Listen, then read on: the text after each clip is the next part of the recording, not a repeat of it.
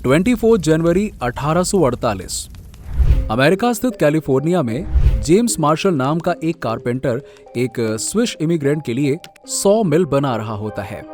तभी उसे मिल के पास ही नदी में कुछ चमकदार चीज नजर आती है, जिसे देखने के लिए वो अपने कदम आगे बढ़ाता है। और जब वो उस चीज के पास पहुंचता है तो उसे चमकदार पत्थर के कुछ टुकड़े मिलते हैं। वो उनमें से एक पत्थर को हथौड़े से तोड़ने की कोशिश करता है, उसे काटने की कोशिश करता है, पर वो ऐसा कर नहीं पाता है और उसका शक यकीन में बदल जाता है। वो कीमती पत्थर कुछ और नहीं बल्कि खरा सोना होता है। और जैसे ही उसे ये बात समझ आती है, उसकी खुशी का ठिकाना नहीं रहता। वो खुशी के मारे पागल हो जाता है। उसे ये समझ नहीं आता कि आखिर वो ये बात बताए तो बताए किसे। और आखिर में वो ये बात जाकर 100 मिल के मालिक जॉन सटर को बता देता है। इसके बाद जॉन सटर को लगता है कि ये बात अगर सबको पता चली तो लोग भागे भागे यहां आने लग जाएंगे और इससे उसके मिल के निर्माण में बाधा आएगी, जो वो बिल्कुल नहीं चाहता था। और इसीलिए वो मिल बनाने में लगे सारे मजदूरों और कर्मचारियों को एक जगह इकट्ठा करता है और उनको ये शपथ दिलवाता है कि वो ये बात कोई भी व्यक्ति को बाहर किसी को नहीं बताएंगे।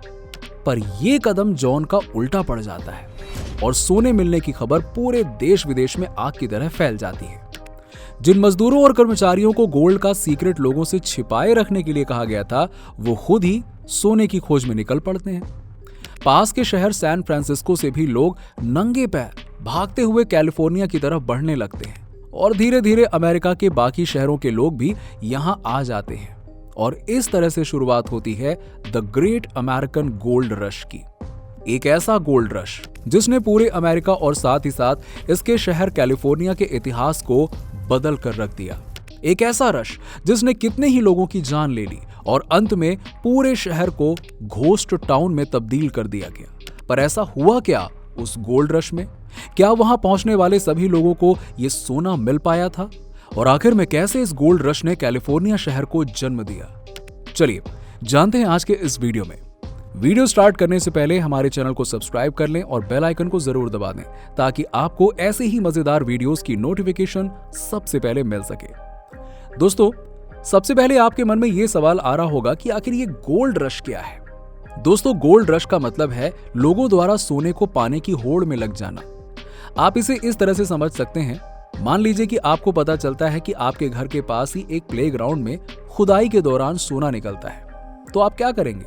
निश्चित ही वहां जाएंगे, इस उम्मीद में कि कहीं आपको भी थोड़ा बहुत सोना मिल जाए तो बड़ा मजा आ जाएगा।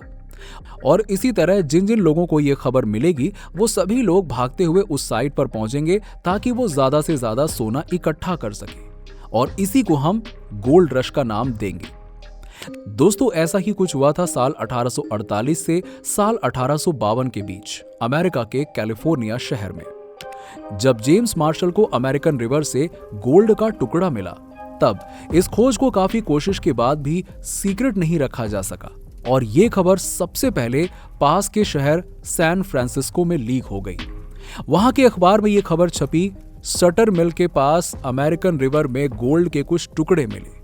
इस टाइटल के साथ ये खबर छपी और इस न्यूज हेडलाइन के बाद तो खबर मानो आग की तरह पूरे के पूरे अमेरिका में फैल गई और धीरे धीरे ये यूरोप और चीन तक पहुंच गई, जिसके बाद लोगों के बीच कैलिफोर्निया पहुंचने की होड़ सी लग गई। और साल के अंत तक यूएस, पोलैंड, जर्मनी, फ्रांस और भी कई देशों में इस पर बहुत सी कहानियां मशहूर होने लगी। कैलिफोर्निया जाने के लिए सही रास्तों के बारे में जानने के लिए कई बुक्स पब्लिश की गई थी।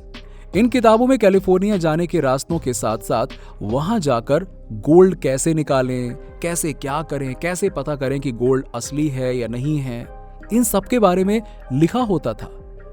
अब वो लिखते थे, कैलिफोर्निया पहुंचते ही आपकी किस्मत बदल जाएगी। आप बस थोड़ी सी खुदाई करेंगे और आपको ढेर सारा सोना मिल जाएगा, इतना सारा कि आप क्या आपकी 7 पुश्तें बैठकर खाएंगी। ऐसा।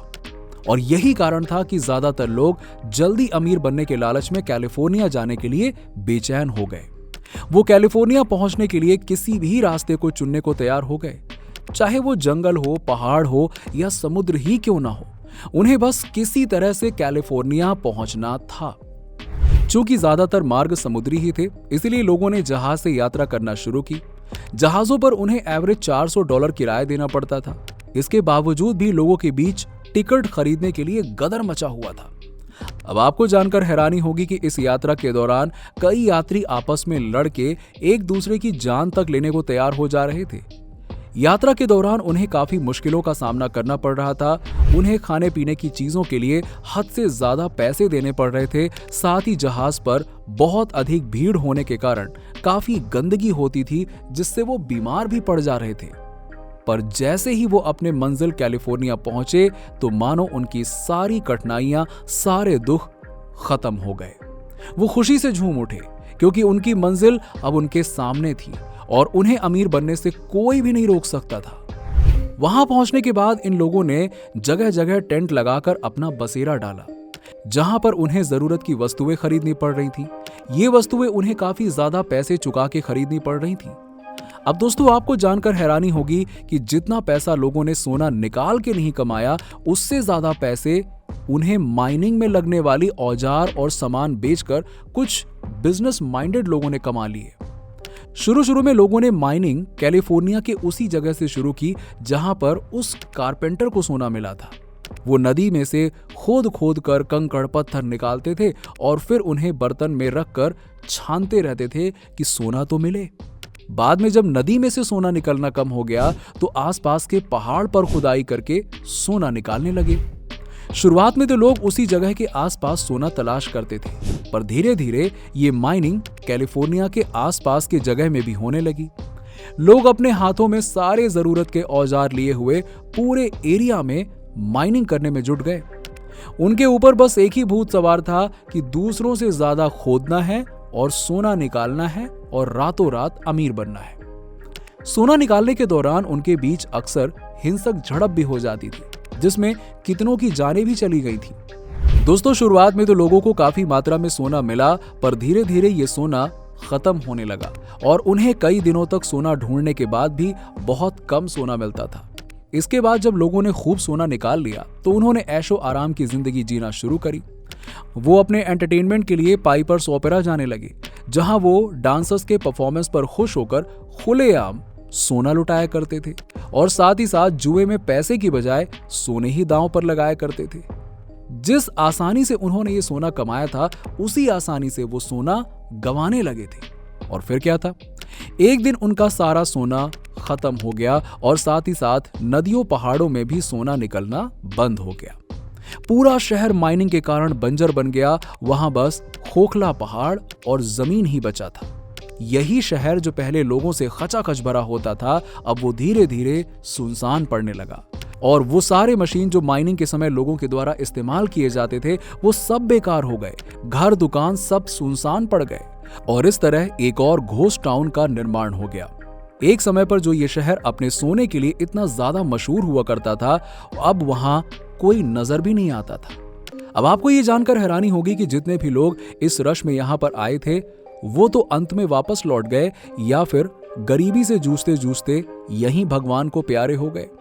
यहां तक कि जेम्स मार्शल, जिसे सबसे पहले ये सोना मिला था, और साथ ही 100 मिल के मालिक जॉन शटर, दोनों की मौत गरीबी में हुई। वो इस धन का सही रूप में इस्तेमाल ही नहीं कर पाए। दोस्तों, वर्तमान में ये जगह एक हेरिटेज साइट बनकर रह गई है, जिसे देश विदेश से लोग देखने आते हैं और ये सीख लेते हैं कि जल्दी अमीर बनने की लालच आदमी का अस्तित्व मिटा सकती है।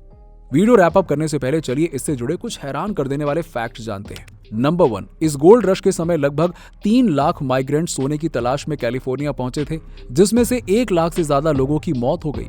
इनमें से कुछ लोग तो बीमारी से, तो कुछ लोग आपसी लड़ाई में मारे गए थे। नंबर 2, इस गोल्ड रश में 2 भाइयों ने 1 साल के अंदर यहां से $1.5 मिलियन की कीमत का सोना निकाला था। नंबर 3, इस गोल्ड रश के बाद ही सैन फ्रांसिस्को एक बड़े शहर के रूप में उभरा था।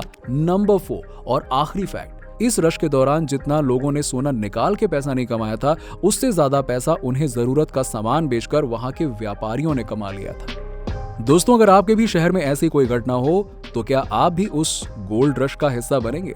कमेंट सेक्शन में कमेंट करके जरूर बताइएगा। अगर आपको वीडियो अच्छी लगी हो या इससे कुछ सीखने को मिला हो तो प्लीज इसे लाइक करें, अपने दोस्तों के साथ में शेयर करें, रिश्तेदारों के साथ में शेयर जरूर करें। मिलते हैं आपसे अगले वीडियो में। Thanks for watching.